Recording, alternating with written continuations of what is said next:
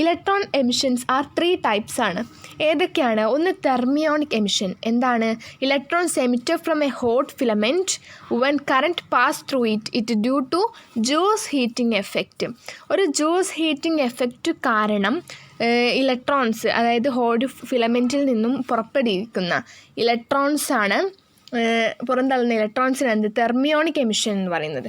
Field emission എന്ന് പറയുന്നത് electrons emitted from a metal due to strong electric field. ഒരു strong electric field ഉപയോഗിച്ചുകൊണ്ട്, കാരണം ഈ സ്ട്രോങ് ഇലക്ട്രിക് ഫീൽഡ് കാരണം ഇലക്ട്രോൺസിനെ മെറ്റൽസ് പുറന്തള്ളുന്ന ഇലക്ട്രോൺസിനെയാണ് എന്ത് പറയുന്നത്? ഫീൽഡ് എമിഷൻ എന്ന് പറയുന്നത്. അടുത്തത് എന്താണ്? മൂന്നാമത്തെ ടൈപ്പാണ് ഫോട്ടോ ഇലക്ട്രിക് എഫക്റ്റ്.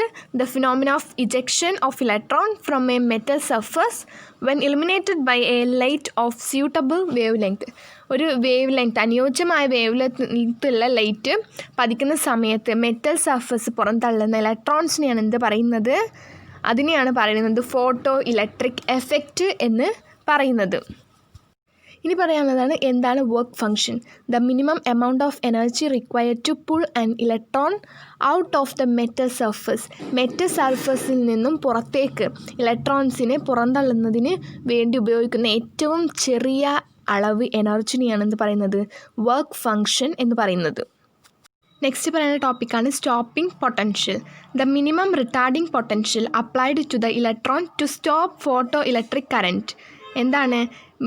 ഒരു ഫോട്ടോ ഇലക്ട്രിക് കറൻറ്റ് നിർത്താൻ വേണ്ടിയിട്ട് ഇലക്ട്രോണിലേക്ക് പ്രയോഗിക്കുന്ന ഏറ്റവും ചെറിയ റിട്ടാർഡിംഗ് പൊട്ടൻഷ്യലിനെയാണ് എന്ത് പറയുന്നത്? Stopping potential. Kmax = EV0 എന്ന ഇക്വേഷൻ.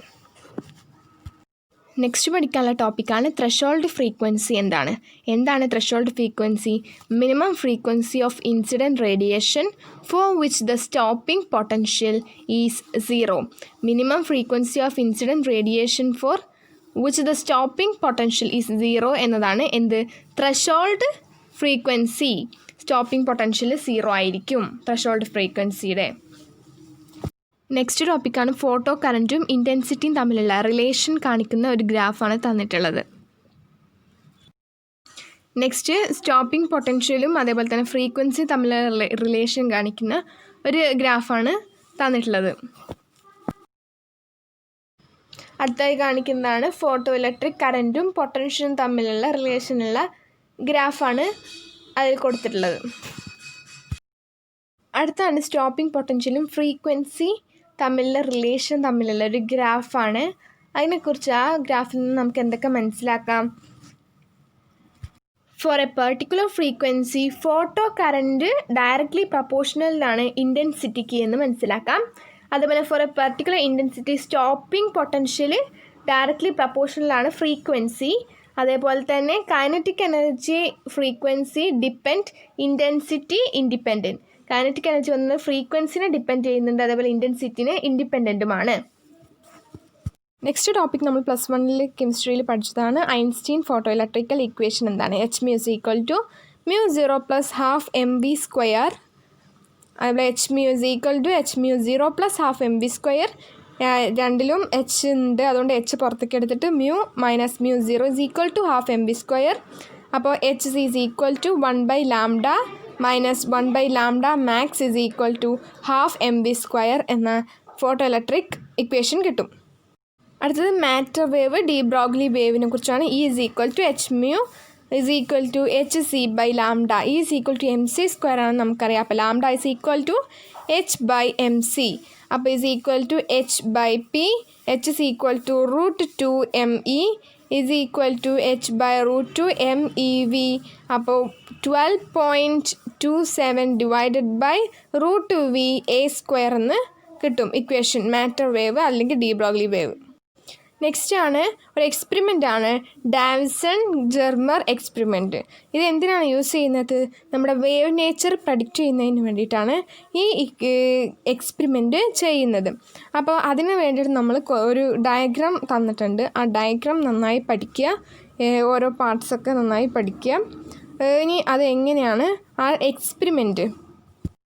എന്താണ് ഈ എക്സ്പെരിമെൻറ്റിൽ accelerating potential V is kept constant ആയിരിക്കും. വി എന്ന് പറയുന്നത് കോൺസ്റ്റൻ്റ് ആണ്. Electron beam made to fall normally on a crystal and detector is moved on the circular scale. Detector എന്താണ് circular സ്കെയിലിൽ വേരിയസ് ആംഗിൾ മൂവ് ചെയ്യുന്നതായി നോട്ട് ചെയ്യുക. Experiment is repeated for different V. ആ experiment repeat ചെയ്തുകൊണ്ടിരിക്കും. എന്ത് different വിയിലായിരിക്കും, അതായത് different accelerating പൊട്ടൻഷ്യലിലായിരിക്കും വീണ്ടും ചെയ്യുന്നത്. അപ്പോൾ ഈ ഡിഫറെൻറ്റ് വേരിയേഷൻ, അതായത് ഡിഫറെൻറ്റ് വിയിൽ എക്സ്പെരിമെൻറ്റ് റിപ്പീറ്റ് ചെയ്തുകൊണ്ടിരിക്കുമ്പോൾ ക്യൂ എന്ന് പറയുന്നത് 50യും അതേപോലെ ബി എന്ന് 54ഉം ആകും. അങ്ങനെ ആകുമ്പോൾ സ്ട്രോങ് ഡിഫക്റ്റഡ് ബീം ഉണ്ടാകും. എങ്ങനെ? ബൈ ബിയാഗിൾസ് ലോ കൺസിഡർ ചെയ്യുമ്പോൾ 2dsm θ = n ലാംഡ. അപ്പോൾ ലാംഡ എത്രയാണ്? 1.65 ആണ്. എന്നാൽ ബൈ ഡി ബ്രോഗ്ലി ഇക്വേഷനിലാണ് നമ്മൾ ഈ ലാംഡ കണ്ടെത്തണമെങ്കിൽ 12.27 ഡിവൈഡഡ് ബൈ √v ആയിരിക്കും. അപ്പോൾ നമുക്ക് ഉത്തരം 1.66 എന്ന് കിട്ടും.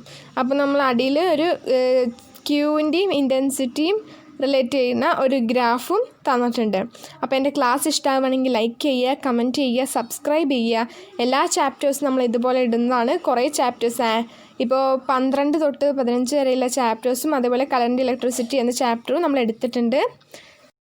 എന്തെങ്കിലും ഡൗട്ട് ഉണ്ടെങ്കിൽ കമൻറ്റ് ചെയ്യുക, സബ്സ്ക്രൈബ് ചെയ്യുക, മാക്സിമം ഷെയർ ചെയ്യുക. താങ്ക്